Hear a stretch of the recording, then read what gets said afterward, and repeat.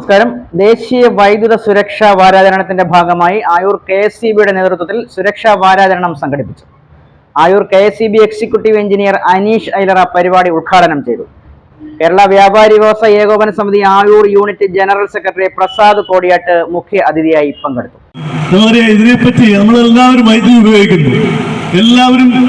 എന്നാൽ ഇതിന്റെ ഉപയോഗങ്ങൾ ഉപയോഗിക്കുന്നതല്ലാതെ ഇതിന്റെ പിന്നിലുള്ള യാതൊരു സുരക്ഷയും നമ്മൾ പാലിക്കുന്നില്ല എന്നുള്ളത് ഏറ്റവും പ്രധാനപ്പെട്ട ഒരു കാര്യമാണ്.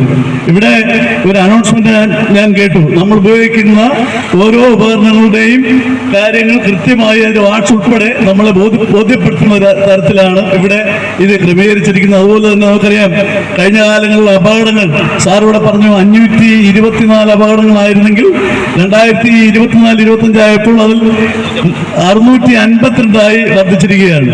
നമ്മൾ സൂക്ഷിക്കുക എന്നുള്ളതാണ്. നമ്മളെ വൈദ്യുതിയുടെ ഉപയോഗം കൂടുന്നതനുസരിച്ച് നമ്മൾ സുരക്ഷിതരാകുക, അതാണ് ഈ ഒരു യാത്രയുടെ ഉദ്ദേശം.